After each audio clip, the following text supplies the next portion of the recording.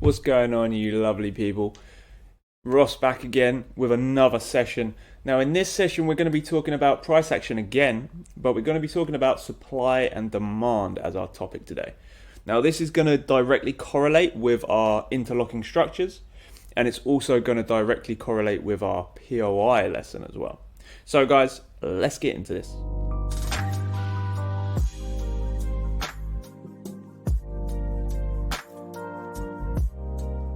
Yes, guys. So, as you can see here, we have a supply and demand area marked up. Now, what we're going to be doing in this session, we're going to be talking about exactly what supply areas do, what demand areas do, and how they correlate with structural movements in price, as well as overall order blocks and POIs themselves.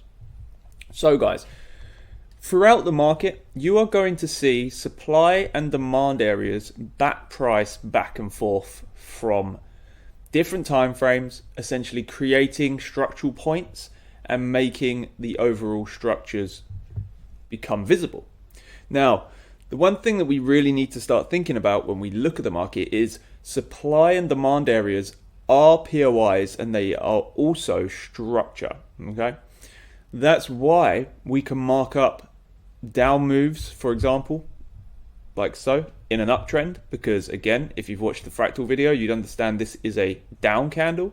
These are up candles. The same applies for the down move. This would be a down candle, this would be an up candle, and this would be a down candle, therefore leaving us technically an order block on a bigger time frame, right? So you can see here how the structural points also correlate directly to our supply and demand. Now that again is down to multiple time frame analysis, and depending on how you view these areas is going to depend on how successful you are inside of the market, because they are everywhere. So let's just talk about the main jobs for a demand area and the main jobs for a supply area. Now it's super simple. Supply areas are POIs or structural points that are on the upper end of the market. So when the market is selling, we have areas above. Now the responsibility for these is for price to either run in, provide either a pullback or a complete reversal. The exact same thing happens for a demand zone. The only difference is they are on the lower end of structural price. Yeah. So if price is moving up, we have demand areas below, which again, price can either run into to retrace or give a complete reversal. Now, what you are going to notice across multiple time frames is you will see these areas batting price back and forth between each other. Now, it doesn't mean that every area is going to consistently hold, otherwise you would just have a sideways market like this. But what we need to really think about is structural points are formed through supply and they're also formed through demand. So playing out of a structural area means you have created a supply or demand area depending on where price is at a given time. So this is going to directly correlate with our interlocking structures, and this is going to obviously help you guys understand that a little bit deeper. So overall, guys, when we're on a different time frame, so for example, if we're on a bigger time frame, we're going to see order blocks. On a smaller time frame, we're going to see structural points or downward shifts before an up move or upward shifts before a down move. Yeah, super simple, nothing too crazy. Now, what we really need to think about is where are these areas, what is their job, and how can we capitalize on that? Now, in this example, we're going to show you exactly what price can possibly do with these areas.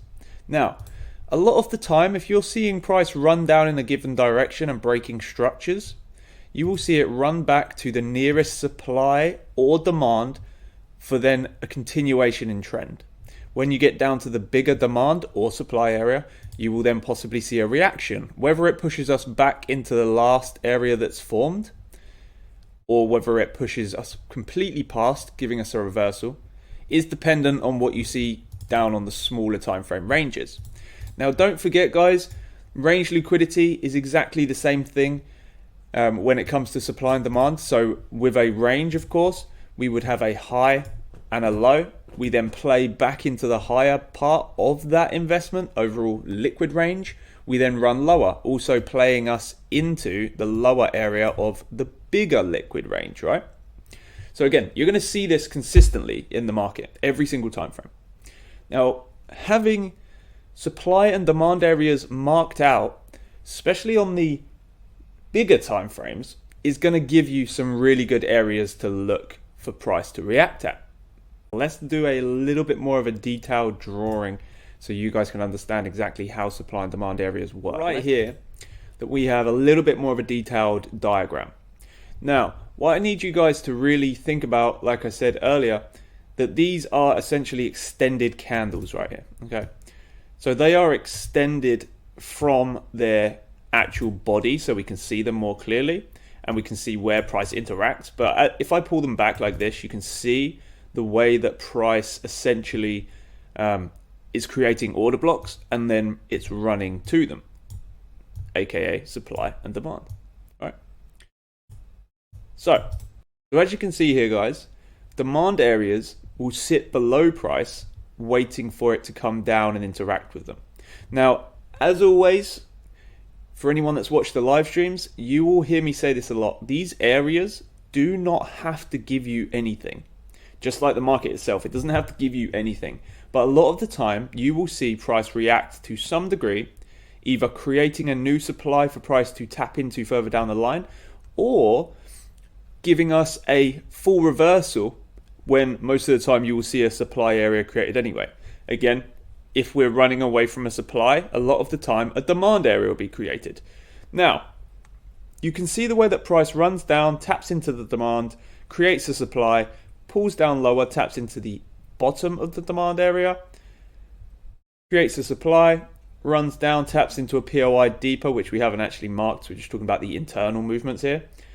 And then price comes back up, taps into the supply, which creates a demand. We run up, hit the higher supply, which then also pushes us back down into that demand area to then continue price.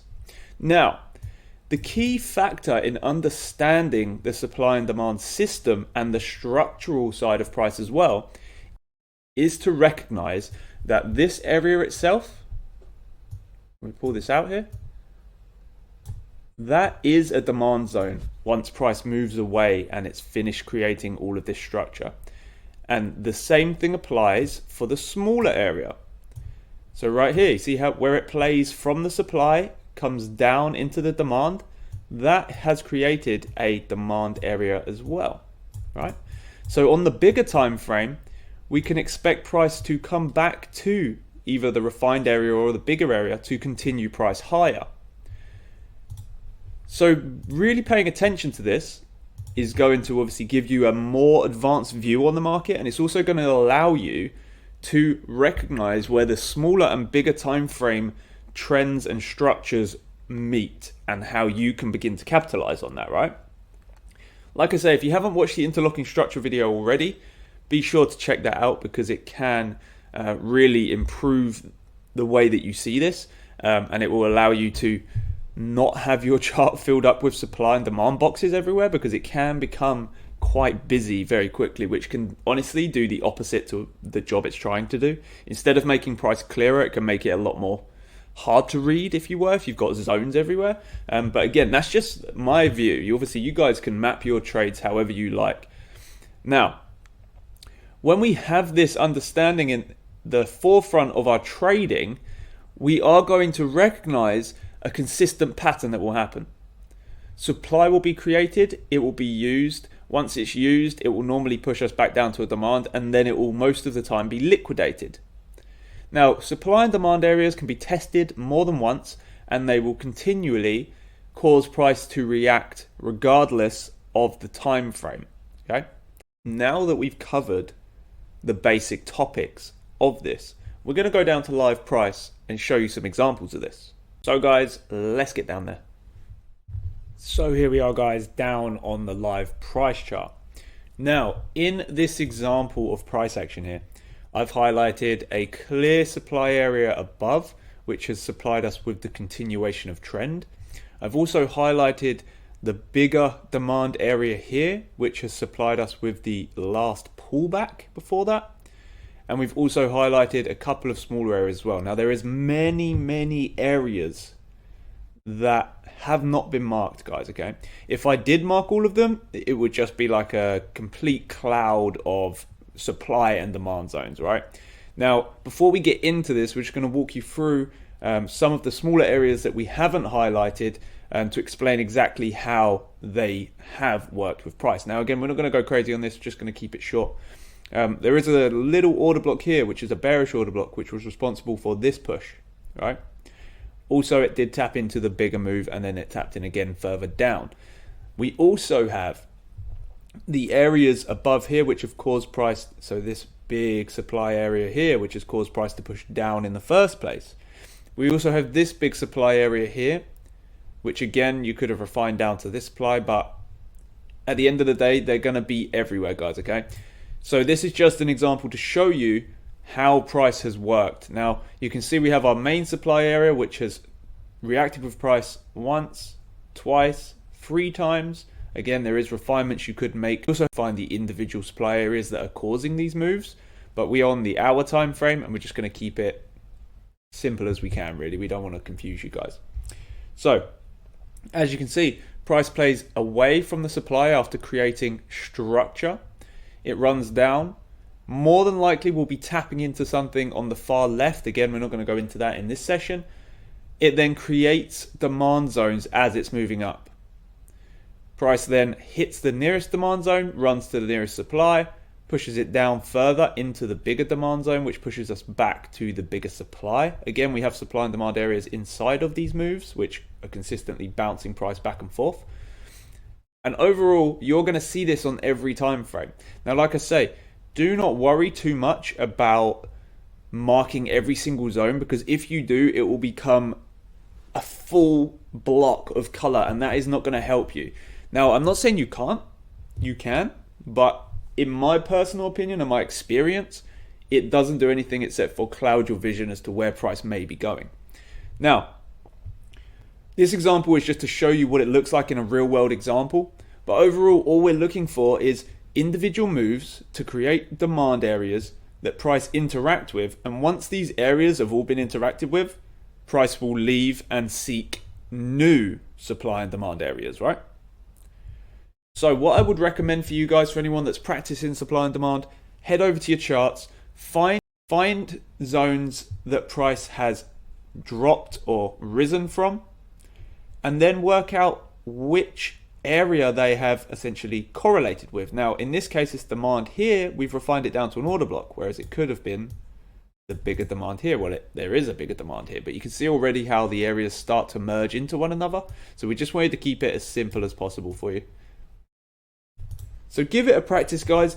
Definitely try and distinguish these areas for yourself. When you do start to find these areas, you're going to start to see the way that price systematically will eliminate demand and supply areas after their job is fulfilled. When it comes down to finding trades and looking for zones to trade away from, a very key factor to keep in mind is smaller time frame moves normally will interact with smaller time frame demand zones to bring us to a bigger time frame supply or demand zone to then continue the move. See how these areas have been responsible for that? Price has run back to it, tapped us into the bigger supply. It then runs, taps into a smaller supply, which pushes us where? Down to the bigger demand zone. Yeah? Another thing to always pay attention to, guys, if you mark up a demand area and price, for example, doesn't react at all. So let's just say, for example here, if price came down and cut straight through these demand zones, that's completely fine, guys. Zones do not have to hold every single time we draw them. Remember, to hit TP, we have to have zones fail. So to hit a TP on a buy, we have to have supply areas fail. To hit a TP on a sell, we have to have demand areas fail. So do not worry if these areas do not hold. Feel free, guys, to join the Discord community, post your work in the trade chat. Make sure, guys, that you have hit that like button, hit that sub button. If you enjoy the content, I really do appreciate it. It helps us massively. And honestly, guys, I hope this helps you. It's super simple to understand. It just takes some time to learn. But apart from that, guys, that pretty much wraps up everything that we have to say here on demand and supply zones for now. We will be releasing more videos on this content in the future. But like I say, guys, make sure you hit that sub button. Make sure you hit that like button. And I will catch you all in the next one. Peace out.